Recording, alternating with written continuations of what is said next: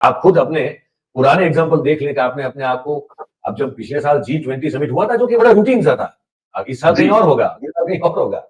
इसमें जिस तरह से कुछ अरबों रुपए की बैंड बजाई गई है हमारे आपके जेब की, उसमें इसमें भाई साहब ने जो साबित करने की कोशिश की कि अब हम विश्व गुल्लू बन चुके हैं, ठीक है, खुद ही सर्टिफिकेट देते हुए विश्व के सबसे शक्तिशाली देशों में आप खुद कर लेते हैं।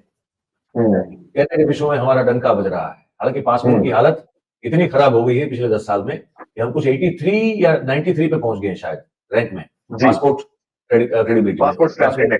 ये जो चिंटू हैं जितने सारे, यहाँ पे इनको काम धंधा मिलता नहीं है। 60 लाख, 70 लाख, 80 लाख, 1 करोड़ रुपया खर्च करके इलीगली जाते हैं Canada, via Mexico, via Canada, कैसे भी करके पहुंचने की कोशिश करते हैं। यहाँ घर बार गिरवी रखते हैं, खेती की जमीन बेच देते हैं, अपने घर परिवार को छोड़ते हैं, जान जोखिम में डालते हैं और फिर वहां जाके मोदी मोदी करते हैं। बताइए, इनसे बड़े बेवकूफ और इनसे बड़े जो है वो महामूर्ख कौन हो सकते हैं? नमस्कार साथियों, अमेरिका का जहाज C-17 ग्लोब मास्टर भारत में लैंड हो चुका है और ये सभी कवर करने में लग गए हैं कि एक रेगुलर प्रैक्टिस है। एक देश में अगर आप इलीगल तरीके से रहेंगे तो आपको डिपोर्ट किया ही जाएगा, लेकिन ये किसी को नहीं समझ में आ रहा है कि ये एक देश के लिए कितनी बड़ी अपमानजनक बात है कि किसी दूसरी मिलिट्री का जहाज आपके नागरिकों को बंधकों की तरह लेकर आता है और देश का मीडिया इस पर बैलेंसवाद की जो है वो तकनीक इस्तेमाल कर रहा है और देश की सरकार इस पर खामोश है। सर, पहला सवाल तो आपसे यही है, माफ कीजिएगा मयूर जानी हमारे साथ इस वक्त इस चर्चा में जुड़ रहे हैं, मैं बहुत बहुत माफी चाहूंगा इस मामले में।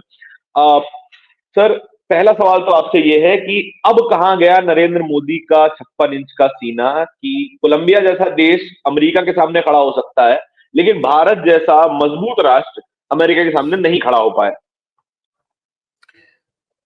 भाई दरण भाई, आपको नमस्कार। हमारे बोलता हिंदुस्तान के सभी जो दर्शक हैं उनको मेरा नमस्कार, सबको मेरा प्यार भी।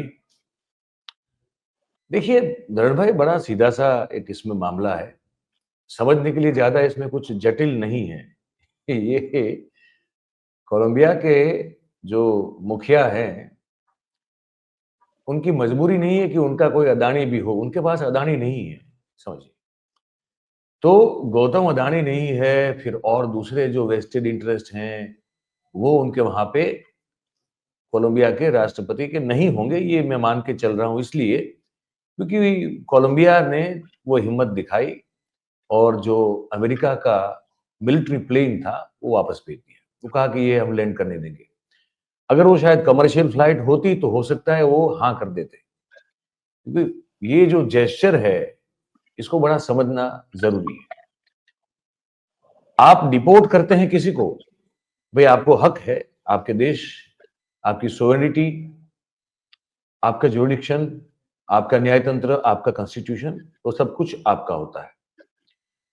तो अगर उसमें ये बात जायज नहीं है या नाजायज है कि भाई कोई ऐसे ही घुस आया है और हम उसको बाहर निकाल करेंगे, कर सकते हैं, क्यों नहीं कर सकते, हम भी कर सकते हैं। हमारे यहाँ बातें बहुत होती है, हालांकि कुछ होता नहीं। खैर, पर अमेरिका ने ये तय किया, डोनाल्ड ट्रंप की ये जो दूसरी टर्म शुरू हुई, तो ये एक्चुअली वो चुने ही गए हैं ये बड़े अहम मुद्दे पर कि मैं अगर चुन के आऊंगा तो इस देश में जो 1 करोड़ से भी ऊपर के आंकड़ा बताया जा रहा है कि जो घुसपैठिए हैं अमेरिका में, हम उसमें तीसरे नंबर पे हैं, ये आपको बता दें। पहले सबसे पहले वो है, ये मैक्सिको है, फिर अगर मुझे ठीक से अगर याद हो तो फिर ग्वाटेमाला है और तीसरे हम हैं। हम 7,25,000 के आसपास इलीगल घुसपैठी हिंदुस्तानी वहां पे, ठीक है।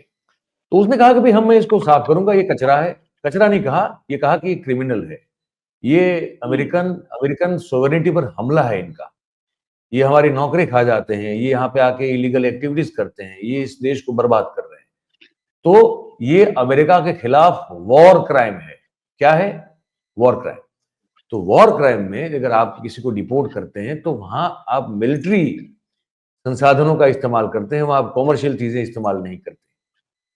तो ट्रंप ने चाहे वो कोलंबिया भेजा हो, चाहे कहीं और भेजा हो, या चाहे हिंदुस्तान पहला पहला ये जो ट्रिप भेजा, तो वो अपने वॉर प्लान में भेजा है मिलिट्री का, C-17 या C-14 ऐसा नाम है उसका, ठीक है। 17 हाँ, ठीक है।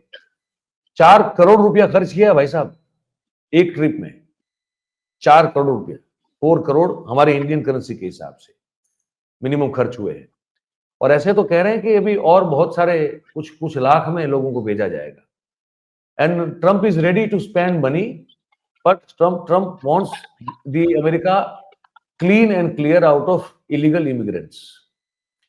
तो अगर कॉमर्शियल फ्लाइट भेजी होती तो कोलंबिया के प्रेसिडेंट ने शायद इसको एक्सेप्ट कर लिया होता, पर उसमें वो दम है, उसमें वो मादा है। उसने कहा कि ये मिलिट्री प्लेन को तो हम लैंड करने नहीं देंगे, जबकि हमारे जो प्रधानमंत्री है, उनके जो विदेश मंत्री, जो देश के भी विदेश मंत्री बनते हैं, अब बने हैं, क्यों करें, क्या करें, कैसे बने वो अलग बात है, लेकिन बने हैं। तो वो 21 जनवरी को उनका अमेरिका के विदेश मंत्री, फॉरेन सेक्रेटरी कहते हैं वहां पे, उनके साथ बैठक हुई, बातचीत हुई थी। और उस बातचीत के दौरान उस जो रूबियो साहब है, मार्को रूबियो नाम है उनका, उन्होंने ये कह दिया कि भाई हम इसको निकाल बाहर करेंगे, आप हाँ कहो या आप ना कहो, अब आपका जिम्मा है, आपको क्या करना है। खर्चा हम उठाएंगे, खर्चा अमेरिका उठा रहा है, हमको तुमसे पैसा नहीं चाहिए, लेकिन हम जो कचरा आपका भेजेंगे आपको वापस रखना होगा, वरना फिर हम उसके लिए कोई और इंतजाम करेंगे। तो ये भारत सरकार की सहमति से ये डिसीजन लिया गया है। अब उसमें जब भेजने की बात हुई होगी दरन भाई, तो उसमें स्पष्ट तौर पे ये बात हुई है कि भाई हम तो मिलिट्री प्लेन की वजह से भेजेंगे। हालांकि अगर भारत सरकार चाहती तो इस पर तो विरोध कर सकती थी कि कम से कम कमर्शियल फ्लाइट में तो भेजिए, ताकि इतनी बेइज्जती न हो जाए, है ना। कि आप देखिए, सोचिए तो सही, कितनी बड़ी बेइज्जती है। आप पिछले 10 साल का इतिहास उठा के देखिए। नरेंद्र भाई की आदत है कि उन्होंने जो फ्रेंड्स फॉर बीजेपी बना के रखा हुआ है पूरी दुनिया में, उस ऑर्गेनाइजेशन के जरिए ये जो चिंटू हैं जितने सारे, यहाँ पे इनको काम धंधा मिलता नहीं है। 60 लाख, 70 लाख, 80 लाख, 1 करोड़ रुपया खर्च करके इलीगली जाते हैं Canada, via Mexico, via Canada, कैसे भी करके पहुंचने की कोशिश करते हैं। यहाँ घर बार गिरवी रखते हैं, खेती की जमीन बेच देते हैं, अपने घर परिवार को छोड़ते हैं, जान जोखिम में डालते हैं, और फिर वहां जाके मोदी मोदी करते हैं। बताइए, इनसे बड़े बेवकूफ और इनसे बड़े जो है वो महामूर्ख कौन हो सकते हैं। ऐसे लोग वहां जाके भी मोदी मोदी का नारा लगाते हैं। यहाँ मोदी उनको जॉब दे नहीं रहा है, उनको अपने जान को जोखिम में डालना पड़ रहा है, लाखों करोड़ों रुपए का खर्च करना पड़ रहा है। उसके बाद वहां जाके टॉयलेट साफ करना है। भाई साहब, क्या करना है? या तो पेट्रोल पंप वाले जो मोटेल वाला मामला होता है, वहां पे जाके वो क्लीन करना होता है, रूम साफ करने हैं, गार्बेज उठाना है, ये सब करना है। लेकिन वहां जाके करना फिर भी जो है वो उनको मोदी मोदी है। तो वो जो बेवकूफाना हरकतें पिछले 8-10 साल में हुई, पहली बात ये। अब ट्रंप जो है वो ट्रंप इस मामले में मोदी से बहुत बहुत आगे आदमी है। वो बड़ा जहरीला इंसान है वो, मैं बता दूं आपको। उस आदमी ने ये देखा कि जब हाउडी मोदी भी हुआ, नमस्ते ट्रंप भी हुआ, उसके बाद जब वो हार गया, तो हारने के बाद जब मोदी साहब गए तो फिर तो बाइडेन के नाम की माला जपने लगे, और माय डियर फ्रेंड डोनाल्ड जो है वो भूल गए। तो वो भूल जब गए तो ट्रंप ने ये याद रखा। दूसरी बात ये है कि देखिए, ट्रंप जो है ना, वो इस बार जब सत्ता में आए हैं तो उसके पीछे की पश्चात भूमिका समझने की बहुत जरूरी है, और वो जो बैकग्राउंड कहते हैं इसका, वो समझना बहुत जरूरी है। और वो समझना इसलिए जरूरी है क्योंकि जिस प्रोजेक्ट 2025 जिसकी बहुत चर्चा हुई चुनाव से पहले भी अमेरिका में, अब भी हो रही है, जो ट्रंप और कुछ लोगों ने मिलकर एक विजन डॉक्यूमेंट बनाया, प्रोजेक्ट 2025। उस प्रोजेक्ट 2025 में क्या चीजें हैं जो वो इंप्लीमेंट करना चाहते हैं, और वो प्रोजेक्ट 2025 का खाका, उसका खाका कैसे रचा गया, इस पर जाना फिर भी लंबी बात हो जाएगी। लेकिन कुल मिला के वो अब व्हाइट सुप्रीमसी को आगे रखने के लिए आया हुआ आदमी है।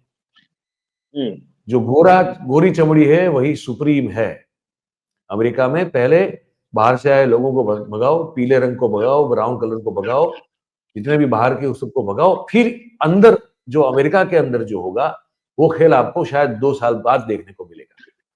तो वो एक एजेंडे के साथ आया हुआ है ना।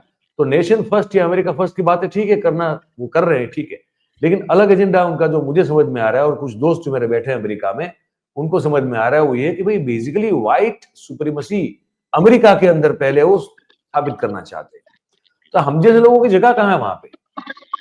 भाई वो अभी जो काश पटेल को FBI का डायरेक्टर बनाया है, या वो जो कौन सा है वो दूसरा, एक नाम भूल गया, वो साउथ इंडियन ओरिजिन के हैं वो, जो उनके एक वो बने हैं, चार पांच भारतीय हैं जो आपको लगते हैं कि उनके आसपास हैं, वो बेसिकली बाय स्किन भारतीय हैं, वो माइंड सेट से भारतीय नहीं है, वो अपने ओरिजिन को कब का त्याग कर चुके हैं।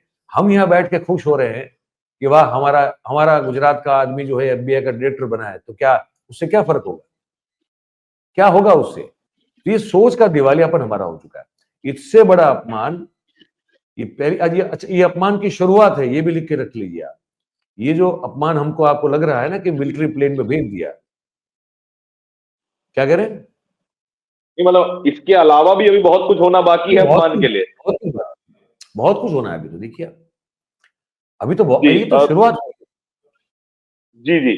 पहले तो इस जो प्लेन अमृतसर में लैंड होता है इसके आसपास मीडिया को नहीं जाने दिया जाता है, पूरा मीडिया ब्लैकआउट होता है इस पूरी लैंडिंग के बाद।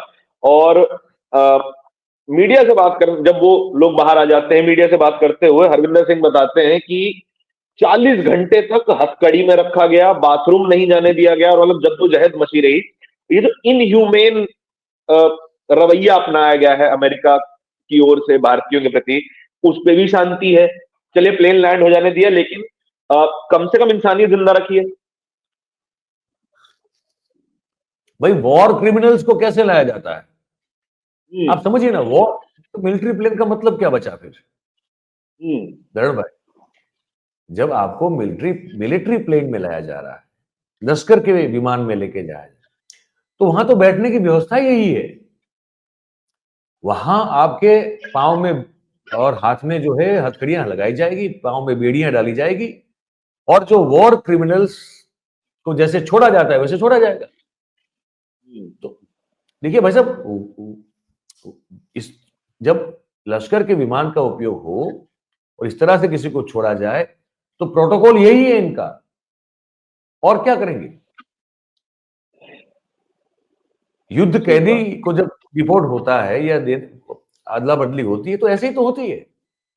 हम्म वो जो उस प्रोटोकॉल का पालन करना है तो वो तो कर रहे हैं, बिकॉज उन्होंने आपके इलीगली अवैध रूप से घुसे हुए भारतीयों को युद्ध खोर माना है, मतलब कि American people who brought war on America, ये माना है उन्होंने, तो उनके साथ तो यही बर्ताव करेंगे। मुझे एक और चीज का ताज्जुब है, ये लोग जिस तरह से, ये सब इलीगल तरीके से गए हुए लोग हैं, तो अवैध रूप से ये अपने देश को छोड़ना भी क्राइम है भाई साहब, गुनाह है। ये सरकार जो है हमारी अगर कानून से और संविधान से चलती है, तो इन जो छोड़ छोड़ के भाग के गए, जिनको वापस भेजा जा रहा है, उनके खिलाफ कार्रवाई होनी चाहिए। ये सुनने में किसी को अच्छा शायद ना लगे, लेकिन हकीकत तो यही है भाई। लेकिन आप कहाँ आप इस तरह से भागे तब तो हमारी नाक कटी ना। बिल्कुल। लेकिन सर अगर कहाँ आप हम कुछ फेल नहीं हो भागते जाते हैं तो कि कहाँ हम फेल हो जाते हैं कि नागरिकों को इस तरीके से देश छोड़ना पड़ रहा है, किसी और देश में जाके शरण लेनी पड़ रही है, कहाँ फेल हो रहे सर हर जगह से फेल है, हैं? कहाँ फेल नहीं है बताइए मुझे। हम्म एक सिंपल सी बात है लरण भाई, कि अगर अपनी अपनी योग्यता के मुताबिक अगर सबको रोजगार, काम धंधा मिल जाता, तो कोई कहीं छोड़ के क्यों जाता, ये बताइए। Hmm fair enough. आप बताइए, अच्छा ये बताइए ना, अमेरिका से यहां पे छोड़ के आया है कोई भाग के? कोई आया यहाँ पे? बेटर लिविंग स्टैंडर्ड की तलाश में ही बताइए, लोग आप बाहर जा रहे हैं। बताइए, यूनाइटेड स्टेट से कोई डंकी रूट से भारत में आके जो है बस गया क्या? नहीं बसा ना, नहीं बसा। नहीं। फ्रांस से कोई आया क्या? इंग्लैंड से कोई आया क्या? ऑस्ट्रेलिया से कोई आया क्या? है ना, इजराइल से कोई आया क्या? मिडिल ईस्ट से कोई हमारे यहाँ इस तरह से घुस के छुप के आया क्या? हम्म जापान से कोई आया, चाइना से कोई आया? अब नाम बताइए ना कोई एक आदमी, कौन आ रहा है हम्म हमारे यहाँ? हमारे यहाँ आ रहे हैं बांग्लादेश से, हमारे यहाँ आ रहे हैं बर्मा की बॉर्डर से। जी। ठीक, वो क्यों आ रहे हैं? क्योंकि वो हमसे भी बेगुजरी हालत में जीते हैं। हम्म वो हमसे भी गई गुजरी हालात में जी रहे हैं, तो इसलिए उनको यहाँ अपॉर्चुनिटी दिख रही है कि भाई हमसे तो कुछ अच्छा वहां पे होगा। और वहां वस्ती विस्फोट अमेरिकन हमसे ड्रीम भी को ज्यादा है। फॉलो करने के लिए ही ये तस्वीर जो है दिखाई दी है। सर, अगला सवाल ये है कि ये जो विमान है अमृतसर में उतरता है, किसी और बड़े एयरपोर्ट पे नहीं उतरता है, दिल्ली में नहीं उतरता, गुजरात में नहीं उतरता, स्पेसिफिकली अमृतसर क्यों? क्योंकि सबसे ज्यादा जो इस लॉट में जो भेजे गए थे वो पंजाब के लोग थे, तो पंजाब हरियाणा के लोग थे, नहीं सर, तो गुजरात उनके लिए गुजरात के भी ट्रांसपोर्टेशन। लगभग 30 से ज्यादा लोग थे। गुजरात में 33 लोग थे। जी। और 30 पंजाब के थे। जी, बाकी सब पंजाब हरियाणा के थे जी। हाँ हाँ। तो इसलिए इसलिए उनको वहां पे इसलिए लैंड किया गया उसको। सर, बैलेंसवाद की नीति पे थोड़ा बताइए कि अकेला भारत नहीं है, तमाम देशों के लोग हैं, पेरू है, ग्वाटेमाला है, कोलंबिया है, भैया हम अकेले नहीं हैं, हमारे साथ और भी इस नैया में डूब रहे हैं। इसे कहते हैं ऑपरचुनिज्म, तकवादिता, तक साधुता। आप जब आपकी मर्जी होती है तो आपकी तुलना, खुद की तुलना खुद ही सर्टिफिकेट देते हुए विश्व के सबसे शक्तिशाली देशों में आप खुद कर लेते हैं। कहते हैं कि विश्व में हमारा डंका बज रहा है। हालांकि पासपोर्ट की हालत इतनी खराब हो गई है पिछले 10 साल में कि हम कुछ 83 या 93 पे पहुंच गए हैं शायद रैंक में, पासपोर्ट क्रेडिबिलिटी में, पासपोर्ट स्ट्रेंथ इंडेक्स। हाँ हाँ, तो वो तो हम धड़ाम से गिरे हैं। खैर, हम हर जगह पे गिरे हुए हैं, लेकिन ये इनकी सहूलियत के हिसाब से ये सिलेक्टिव बात करते हैं। जब उनको कहना होता है कि भाई हम तो बहुत शक्तिशाली देशों में हैं, हमको सब पूछ के पानी पी रहे हैं, पुतिन हमको पूछ के यूक्रेन का युद्ध क्या करे उसका सोच रहा है, व्लादिमीर वो जेलेंस्की जो है वो भी हमसे मान जाएगा, युद्ध बंद कर देगा। ये अपॉर्चुनिज्म है। वास्तविकता में जब जब बैंड बजती है पूरी तरह से दुनिया के सामने, आप जब नंगे हो जाते हैं, तब आप कहते हैं कि देखिए पेरू से भी, तो पेरू और आपकी क्या कंपैरिजन है? अगर आप खुद अपने पुराने एग्जांपल देख लें कि आपने अपने आप को, अब जब पिछले साल G20 समिट हुआ था जो कि बड़ा रूटीन सा था, इस साल कहीं और होगा, अगले साल कहीं और होगा। इसमें जिस तरह से कुछ अरबों रुपए की बैंड बजाई गई है हमारे आपके जेब के, उसमें इसमें भाई साहब ने जो साबित करने की कोशिश की कि अब हम विश्व गुल्लू बन चुके हैं, ठीक है। तो वहां तो फिर पेरू और आप ये ग्वाटेमाला और मेक्सिको और कोलंबिया और ब्राजील और Argentina, south Latin American countries, उसके बाद उसके आसपास तो हम कहीं सोचते भी नहीं थे कि हम है। तब तो हम चीन को ललकारने की बात करते थे, अमेरिका के साथ कंधे से कंधा मिला के रूस से सस्ता तेल खरीदने की बात करते, अपनी अपनी खुद की पीठ थपथपाते थे। तब ये सब देश कहां पे थे? तो ये तो अपॉर्चुनिज्म है दृढ़ भाई। ये लोग जो हैं हमेशा फेस सेविंग करते हैं, कैसे भी करके अपने चेहरे को, उसकी दागनुमा सुंदरता को भी कैसे बचाया जाए, ये कोशिश करते हैं। सर, गुजरात में भी ऐसे लोगों की बहुतायत है जहां से आप हैं, जो कि डोनाल्ड ट्रंप को ट्रंप भाई बोलते थे, उनके लिए हवन करते थे, और क्या कहते हैं, उनके लिए पूजा अर्चनाएं करती थी। अब वो लोग क्या करेंगे? क्या ऑप्शन बच अब गया है? क्या करें, बेवकूफ लोग हैं भाई, मूर्ख हैं, चिल्ली हैं, क्या कहें उनके लिए। उनके लिए अब तो मैं बताऊं, पहले मुझे थोड़ा पहले हंसी आती थी, फिर थोड़ी दया और करुणा भी होती थी, अब तो वो भी नहीं हो रहा है। अब हैं इसी के लायक, है ना? आप हैं इस ट्रीटमेंट के लायक।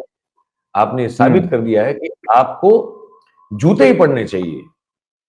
आप मान सम्मान से लेके करुणा दया माया के भी अधिकारी नहीं बचे हैं आप अपने बर्ताव से। तो मैं तो उनके लिए बस यही कहता हूं कि महामूर्ख हैं लोग, क्या करें उसके लिए, और कुछ नहीं कह सकते। खैर, जिस तरीके का रवैया अब मीडिया दिखा रहा है, जिस तरीके का रवैया सरकार दिखा रही है, दोनों तरफ चुप्पी है या फिर मुद्दों को डाइवर्ट करने की कोशिश है, आपके इस पूरी चर्चा के बारे में क्या विचार है? कमेंट सेक्शन में बताइएगा जरूर। और बहुत बहुत धन्यवाद मयूर सर, हमारे साथ जुड़ने के लिए। बोलता हिंदुस्तान के साथ जुड़े रहिए, चैनल को सब्सक्राइब जरूर कर लीजिएगा। दर्शकों को बता भी दें कि भैया सोम से शनि हम मिलेंगे आपको ये किसी जी जी जी जी जी जी, हम सोमवार शनिवार लगातार इस ऐसी ही चर्चाओं पे, ऐसे ही विषयों पे चर्चा करते रहेंगे। तो हमारे साथ जुड़े रहिएगा और ज्ञान भरी बातें, एनेक्डोट्स, और पॉलिटिकल एनेक्डोट्स और खबरें मिलती रहेंगी। जी सर। और भाई आपका, दर्शकों का अगर उनका मन हो, मिजाज हो, तो ये मयूर जानी ऑफिशियल वहां भी जाके वहां भी जुड़ जाइए बिल्कुल आपके लिए। बिल्कुल बिल्कुल। हाँ, अगर मयूर जानी सर की आपको बातें, पॉलिटिकल एनालिसिस और अंतर्राष्ट्रीय विषयों पर कुछ अपना ज्ञानवर्धन करना है तो मयूर जानी ऑफिशियल यूट्यूब चैनल को सब्सक्राइब जरूर करें, और साथ ही साथ अगर नए दर्शक हैं तो फिर बोलता हिंदुस्तान को भी सब्सक्राइब करें। जी, क्या कहना चाह रहे थे सर आप? बस वही कि जी बोलता जी हिंदुस्तान को भी करें और यहाँ भी करें, दोनों जगह करें। जी जी जी, दोनों तरफ ज्ञान बट रहा है, जहां से मिल रहा है लेते चलिए। बहुत बहुत धन्यवाद सर। फिर चलिए, मिलते हैं। धन्यवाद। बिल्कुल, नमस्ते।